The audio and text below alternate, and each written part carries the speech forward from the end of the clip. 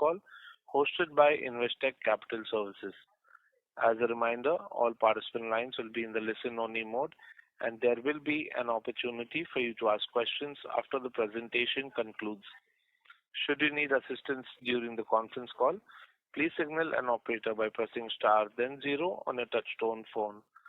Please note that this conference is being recorded. I now hand the conference over to Mr. Aditya Bhartia from Investec. Thank you, and over to you, sir. Thank you, Zico. Hello, everyone. Good afternoon. I would like to welcome the management of Symphony Ltd to discuss Q3FY24 results. We have with us today the senior management of the company, represented by Mr. Achal Bateri, Chairman and Managing Director, Mr. Nrupesh Shah, Managing Director, Corporate Affairs, and Mr. Amit Kumar, Group CEO and Executive Director. I would now like to hand over the call to the management for their comments. Thank you, and over to you, sir.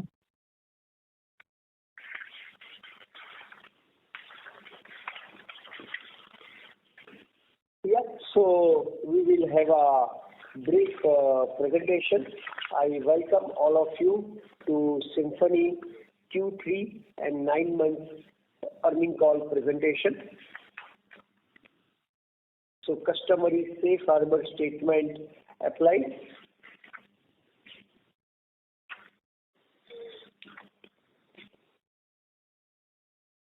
So the key highlights for the quarter on a console as well as standalone basis is India domestic sales has impacted for the quarter mainly on account of summer and trade inventory of cooling industry, that is of air conditioner and air cooler inventory of the peers. However, as our subsidiaries have performed better than previous year, it has more than made up the loss of profitability of standalone, and overall gross profit margin as well as EBITDA margin percentage have witnessed decent rise on account of tactical pricing, value engineering, softening of input costs, and now as many international factors including shipping costs are also getting normalized, we have started leveraging the complementary strengths of our overseas subsidiary companies. Large space ventilated air cooling continues registering the robust performance and growth, and the board of directors have announced third interim dividend of rupees 2 per share, in all amounting to 13.80 crore. Coming to subsidiaries, so subsidiaries as a whole for 9 months have registered top line growth of 12%, which stands at 321 crore, while for December quarter it stands at 92 crore, top line growth of 15%. EBITDA margin percentage wise, now subsidiaries are in a positive zone. So earlier subsidiaries put together last year for 9 months it was negative by about 4.30%, now positive 3.1%, and at a PAT margin still negative, however decent improvement. The major highlights of subsidiaries are Inco Mexico for 9 months as well as for Q3 has registered highest ever growth, and it is performing absolutely in line with or slightly better than our internal business plan, and summer season has been a strong tailwind. Same goes about Brazil as well as GSK China, and all three of them are now in black. As far as Climate Technology Australia is concerned, on account of various measures, its EBITDA loss has reduced.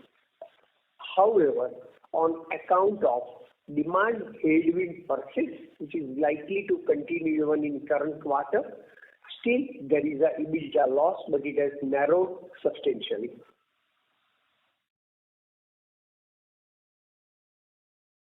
So this is the Sankey chart of consolidated performance. At a console level, revenue from operations for 9 months stands at 824 crore, which is lower by 6% YOY.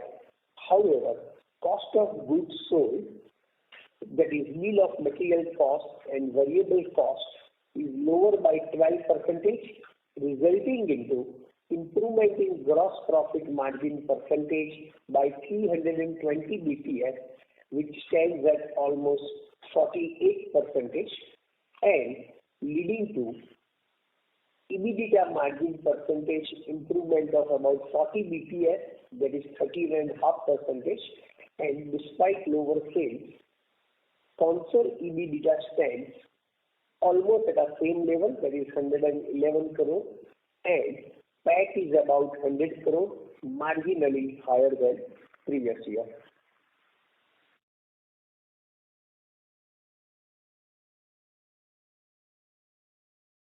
Coming to December quarter console financials, top line is lower by 11%, mainly on account of Symphony India.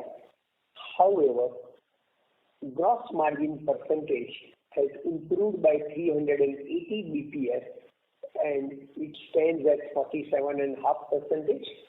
EBITDA margin percentage has improved by 190 bps, that is at 17.6%, and PAT is up by 6% at 41 crore.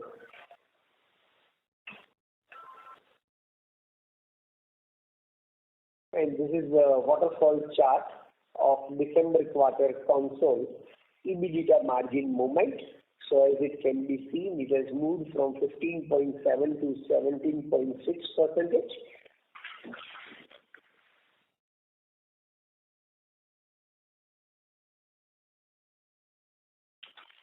Some of the key financial metrics: capital employed in core business on a console basis stands at 248 crore, leading to ROCE of 18% and return on net worth of about 15% on trailing 12 months.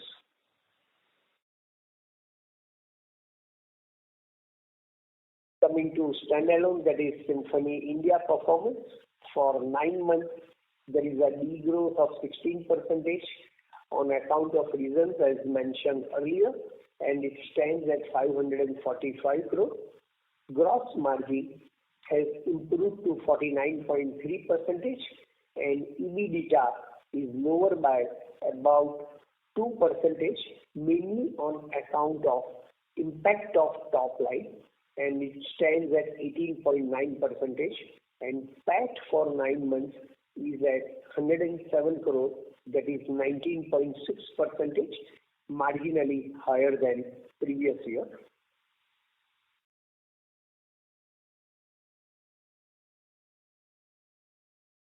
For December quarter, top line is 177 crore.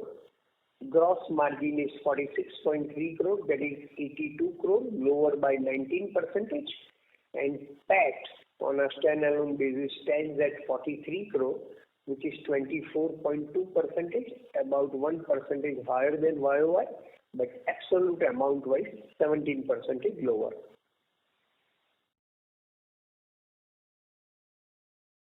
And this is waterfall chart of EBITDA margin percentage movement from 25% to 23.2%. So some of the fixed overheads show negative, mainly on account of lower top line, which we expect to be taken care down the line once sales normalizes.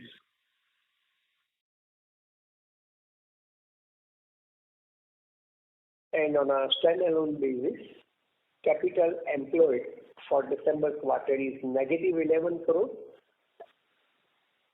RONW is 19%, and treasury stands at 455 crore versus about 635 crore year before, and on account of negative capital employed on a standalone basis, there is infinite ROCE.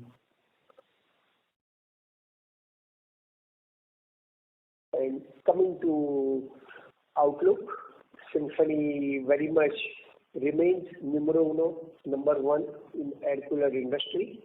It very much maintains market share around 50% on account of variety of reasons as discussed and explained from time to time. Now in current scenario, we see a major opportunity of leveraging the complementary strengths of our international business, mainly for Inco Mexico as well as climate technology, that many products are going to be outsourced from India and China. For climate technology starting next year, it will be 100% outsourced business model. In-house manufacturing will be stopped completely. And now we see even normalization of international sea freight by and large. And there also seems to be long-term structural drivers in overseas as well as domestic market on account of intensified heat wave leading to strong tailwind of air coolers. And as explained in the past, the transformation of climate technology Australia is going on and it is as per schedule, except currently there is some slowdown in the demand on account of local factor.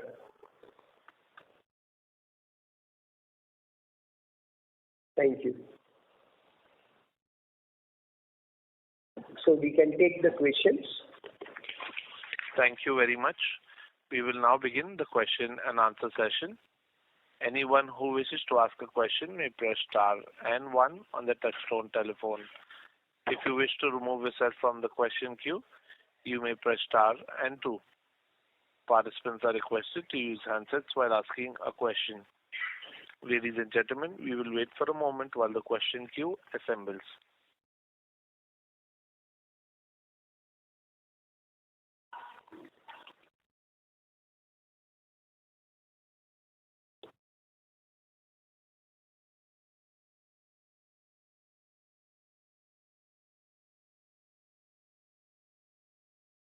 Ladies and gentlemen, you may press star and one to ask a question. The first question is from the line of Manoj Gori from Equirus Securities. Please go ahead. Yeah, thanks for the opportunity. And so I just have two questions. One, if I look at probably on the domestic business, on sequential basis, we saw some decline in revenues. So probably obviously this was not expected by me. Probably I would have gone wrong somewhere. Can you highlight what led to this decline on sequential basis? Because ideally it should move in the upward trajectory. Can you throw some light over there? So, Manoj, that's a good question. And like we said earlier also in the presentation, there are two core reasons for this. One is that at the end of the season, given the seasonality of the business, part of the channel had heavy stock of all kinds of cooling products. So July, August 2023, air coolers, air conditioners, in many cases, in parts of North, there was a high season and ending inventory. So the build-up of inventory across the channel in early parts of this quarter has been low. That's the core thing. No, my point was higher inventory levels. Is I believe your question is vis-a-vis September quarter, why in December quarter domestic sales is lower, even though the same situation was prevailing in September quarter, right? Right. Yeah.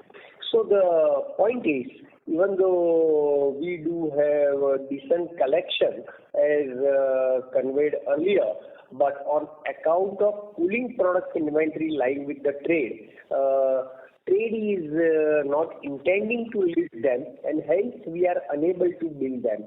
So even as on 31st December, we do have the decent amount of unbilled collection, which we believe should be transferred to sales in the ensuing quarter. Right. And sir, So should we expect, like, as of December, probably as compared to last year, the inventory level should be normal, or are they still higher? By cooling products inventory, what we mean is not only air coolers, but all cooling products, including air conditioners, which are lying unsold with the channel, which is weighing down on sales of our product as well. Right, sir. Got it. And sir, on the subsidiary front, so obviously it was a very encouraging performance, probably when we look at on the profitability side. So climate obviously would be doing better in the coming quarter as well. But should we expect like this kind of, or the quantum of improvement that we have seen on the subsidiary side is more sustainable in nature? And probably if you can throw some light like how the demand scenario pans out in US market and even in Australia, and how should we expect during fourth quarter, and also if you can throw some light on FY25 internal estimates. Yeah. So as far as the US is concerned, things are much weaker this year than they were last year. And as far as Australia is concerned, things have, I believe this is about as bad as it can get. Going forward, this should certainly be better. We have also added a range of new products which the company had never sold before, including products like coolers from India or portable air conditioners, general air conditioners, panel heaters, oil-filled heaters, etc., fireplaces. We've added a whole range of products which should also gather momentum in the times to come. So all told, with a wider range of products, as well as having hit probably what I believe is rock bottom, things can only be better from here in Australia.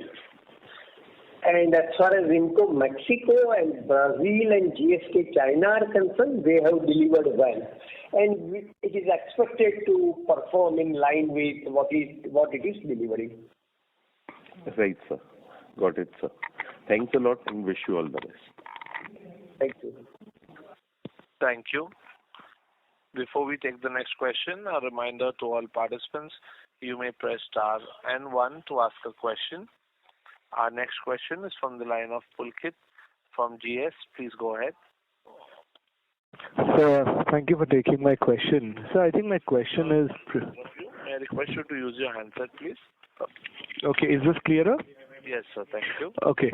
Yeah, so my question is a follow-up to the previous question, more in line of the end market demand. I mean, while obviously we've had these erratic summer seasons, but when I look at the last few years, we've not really seen any growth in the domestic market. While obviously internationally, there were hiccups, but we are trying to fix things. Just want to understand how should one look at the domestic end market demand environment, and is coolers as a category becoming less favorable? So, okay, that's a fair observation that if you look at a 3-4 year timeline, the overall market size may give a picture of stagnation. But what we need to keep in mind that the market has degrown during the COVID years, and the peaks of the COVID was precisely during the peak season of the business. And when we take that out of the picture, then over the last 2 years, the market is getting its momentum back. So as we go forward, the market is likely to grow. We are also seeing a conversion from the unorganized and metal cooler market into organized fiber body cooler. So that will provide further thrust to growth of the organized segment of the market. So that's our reading of how things are likely to pan out in the short to medium term. So, sir, okay, so if I was to assume a normal summer, then over a 2-3 year period, what is the kind of CAGR the industry in terms of volume could see in your view, and what you are sort of preparing for?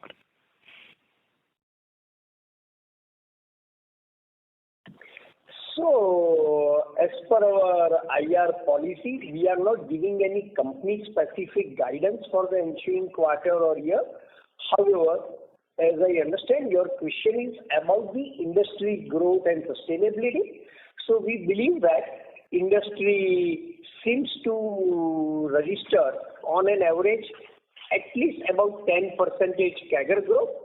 However, when it comes to the organized sector, the growth should be even higher than that because it is gradually shifting from unorganized to organized, plus higher value as far as organized sector is concerned. And as you know, Symphony commands almost 50% market share. Sure, sir. That's helpful. Thank you so much. Thank you. A reminder to all participants, you may press star and 1 to ask a question. Our next question is from the line of Siddhant Dan from Goodwill. Please go ahead. Hi. Can you hear me? Sorry to interrupt, sir. May I request you to use your handset, sir? Your audio. Hello? Yes, sir. This is better. Please go ahead. Yeah, I just wanted to ask, we have seen that in ACs, the EBITDA margins have come down to mid-single digit across the industry, including for the market leaders. So what justifies the 20% plus margin in coolers, and can we expect it to get competitive on the price front, the market? No, so as you would have observed, our EBITDA margin percentage, even in the past, has been substantially higher than air conditioner. In fact, most of the times, even though per unit air cooler sales value is lower than per unit air conditioner, but per unit profitability is higher than air conditioner, and that is on account of uniqueness of the product, brand, dealer distribution network, etc. And we believe that, in fact, we have a decent scope not only to maintain the current margin profile, but to improve the margin profile. In fact, as you would have observed in subsidiaries, even though they were having, especially IMCO Mexico, decent margin, we could further improve upon in terms of GP margin as well as EBITDA margin percentage. And as far as climate technology is concerned, it is in transformation phase. So there also we believe that there is a decent scope. And GSK has also registered that. Okay, so to an extent, both are not really comparable because of the kind of the business model what we manage and run. And would our margins be different in modern trade and traditional general trade, or would they be similar? No, so broadly similar. Broadly similar. Okay. Thank you. Thank you. Ladies and gentlemen, a reminder to all participants, you may press star and 1 to ask a question. Our next question is from the line of Aniruddha Joshi from ICICI Securities. Please go ahead. Yeah, thanks for the opportunity. Sir, 2 questions. Can you indicate the market share trend for us in air coolers in India over past 1 year? Means whether we would have gained market share or lost, and in a way, again, in the region-wise, if you can indicate further trends, urban, rural, metros, and smaller cities, or even region-wise, that is east, west, north, and south. Any indications for the market share trends? That is one question, number 1. And secondly, in a way, now we are seeing massive capacity coming in air conditioners. So in order to utilize the capacity, there might be that next 3 to 4 years, we may not see any material price increase in air conditioner also. The technology change or even the regulatory related price hikes is also behind in air conditioner. So do you see that will result in higher growth in air conditioner sales, impacting the reducing the gap between AC versus coolers? Yeah, that's the questions. Thanks. So, Anirudh, so for the first part, if you look at the market share pattern over the last few years, I would say broadly we have retained our market share closer to about 50% over the last few years. There has not been a material change, so to speak, on either side of this base number. So that's where we are, and I would refrain from breaking this into a regional mix. So that's the picture at the pan-India level, which we are maintaining over the year. In terms of the growth expectations, Rupesh already mentioned the kind of growth we are expecting in the air coolers market. For air conditioners, there has been sizable growth. For both the products though, as you would note, the penetration levels across the country are very low. So we do expect healthy growth in both the categories, and in many cases they are complementarily growing across the country. Oh, sure, sir. Sure. Very helpful. Thank you. A reminder to all participants, you may press star and 1 to ask a question.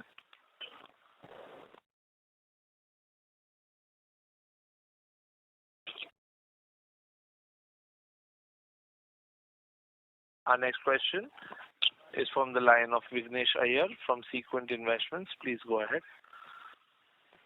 Thank you for the opportunity, sir. Sir, two questions on more of a broader side of the business. Just to understand, since you have been saying that there has been a shift from unorganized to organized, what has been our win share of from the business that is moving from unorganized to organized? Do we have an internal estimate of what our win is of the business that is moving? Vignesh, while we, as we said, the overall market share across the cooler category, the organized cooler category that we track, we have retained it broadly at about 50%. So using that information, I would broadly conclude that we are gaining a reasonable share from the conversion from the unorganized to organized as well. There would be a possibility that some of the, even within organized segment, there is a premiumization happening and we might be getting a better share of the premium category. But retaining this market share in the overall scheme of things at 50% would not be possible if you were not getting a share of the conversion from unorganized to organized. Okay, right. Understood. Just another point that if I have to see this company historically, right? So we have been consistently doing, have in the past done somewhere around 25-26% margins as well, right?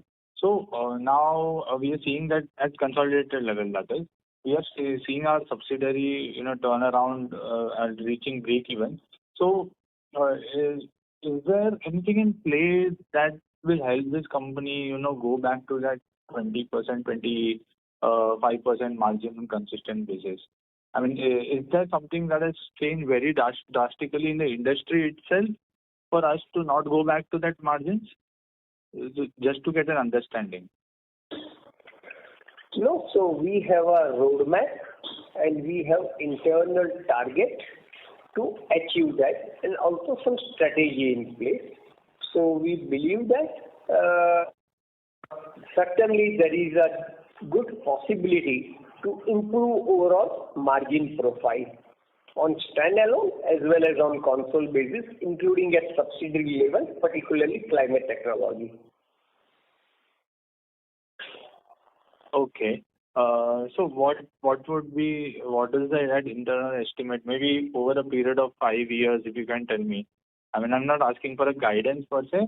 On immediate basis, what would be the outlook for the company since it is a more than almost 50-55% part of the industry, cooler industry, that is organized part. What would be the 5-year vision that the company has? Just to share with this, investor and the shareholders. I think let me deliver and let the figures be self-explanatory rather than we convey or give direct, indirect guidance in that respect. Also for us, our North Star is what we had back in 2018, which was a 32% EBITDA margin on a standalone basis. Oh, okay. Okay, sir. Yeah, that's all from my side. Thank you. Thank you. Ladies and gentlemen, a reminder to all participants, you may press star and 1 to ask a question. Our next question is from the line of Hardik Rawat from IIFL Securities. Please go ahead.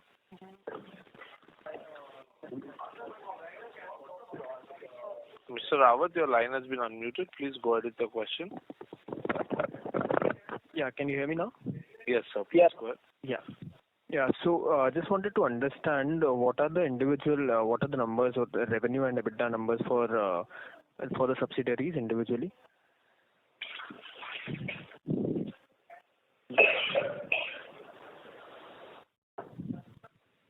Just a moment, please.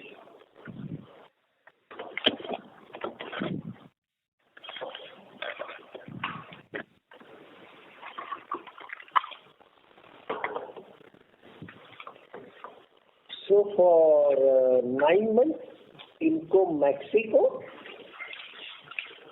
all figures in INR, top line is 126 crore versus 80 crore. Gross margin percentage 45 versus 36%. EBITDA 19 crore versus 4 crore, that is 15% versus 5%. Climate Technology Australia, top line 142 crore versus 173 crore. Gross margin improvement from 29% to 34%. And EBITDA negative 11% in line with last year. However, noteworthy figure for Climate Technology Australia is December quarter. In December quarter, we could improve despite on a similar sales of last year, GP margin up from 28% to 40%, and EBITDA was negative 10%. In December quarter, it is negative 3%. Coming to GSK China, top line 27 to 33 crore, and EBITDA, which was slightly negative previous year, now stands at positive 4 crore. And Symphony Brazil, turnover up from 7 crore to 22 crore, and EBITDA, which was 0, now stands at 3 crore. So all in all, subsidiaries put together for 9 months, top line up by about 12% from 288 to 321 crore, and gross profit margin 38% versus 31%. And EBITDA, all subsidiaries put together, positive 3.1 versus negative 4.3%. So this for 9 months. Got it. Thanks. And one more question with regards to, you mentioned something about the unbilled sales partly resulting in a sequential decline in revenue. Could you please elaborate on that, exactly what happened there? Hardik, basically, as you are aware, part of our business model is that we take advance collections from our channel partners, and then that advance collection is billed as we move towards the season, starting from the July-August quarter itself. Now this year, while we have been able to get advance collections from our channel partners, many of them are yet not ready to get the billings done from us because they are across the downstream channel, which is on the secondary side. They are sitting on large inventory across multiple cooling products. So the billing has been deferred or delayed from the downstream side, and as the category starts moving, the billing will be executed in the current quarter. So that's broadly the larger picture. Understood. All right. Thank you so much. Thank you. Thank you. Ladies and gentlemen, you may press star and 1 to ask a question. Our next question is from the line of Aditya Bhartia from Investec. Please go ahead. So my first question is on gross margins, which while on a year-on-year basis expanded, but on a sequential basis we saw a bit of a decline. And last quarter, we had spoken about some value engineering that we had done and bit of lower commodity costs came through. So how should we read about it, and how should we think about margins going, specifically at a standalone level? Yeah, Aditya, I think you might be referring to standalone EBITDA margin, which certainly sequentially has come down. But as we talked earlier, gross profit margin percentage in fact has improved. However, on account of degrowth in sales, as fixed costs remain fixed, which impacts the EBITDA, and that's where that reduction has come. So I'm speaking about gross margins declining versus September quarter on a sequential basis, coming off from, let's say, somewhere around. It's not really much into that. It's more also about the product mix and sales mix. So more relevant is 9 months and year as a whole. In that respect, it doesn't matter much. Understood, sir. And so my second question is also somewhat related. Given that you see the possibility of market moving from unorganized to organized, at any point of time, can you use the pricing lever a bit, as in reduce the pricing a little or compromise a little on margins in order to be gaining market share at an expedited pace? So, we have a wide portfolio of products which are priced at various price points. So, it isn't that we are only catering to the higher end of the market. We have models at lower ends as well. But yes, I mean, in one sense, we could do that, change volumes over growth or over profitability. But we believe that we could do that more strategically, with smart pricing rather than sort of across the board reduction in margins. Sure. So you should not be anticipating any change in strategy of what you've seen in the last couple of years. Is my understanding clear? Didn't get your question. So, in terms of pricing, so we should not be. Are you saying that it is unlikely to be a major change in strategy versus what you've been following in the last few years? No, there will not be any major change in strategy. Absolutely not. Besides, please remember that the gap between unorganized sector and any organized sector company, not only Symphony, is so wide that it would be impossible to bridge. That unorganized sector is a reality in our country, is a fact of life, and you can't do anything about it. And that is true not only in air coolers, but in almost every sector that one can think of, where the entry barriers are relatively low. So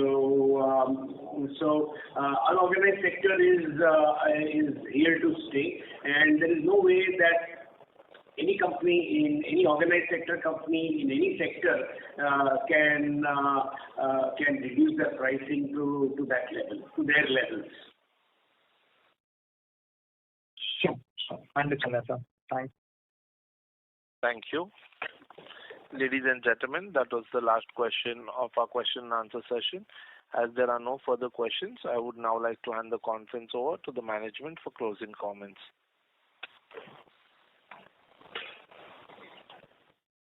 Thank you for your participation, valuable inputs and questions. I also take this opportunity to thank Investec for hosting this conference call. Looking forward to see you in year-end analyst conference call. Thank you. On behalf of Investec Capital Services, that concludes this conference. Thank you for joining us, and you may now disconnect your lines.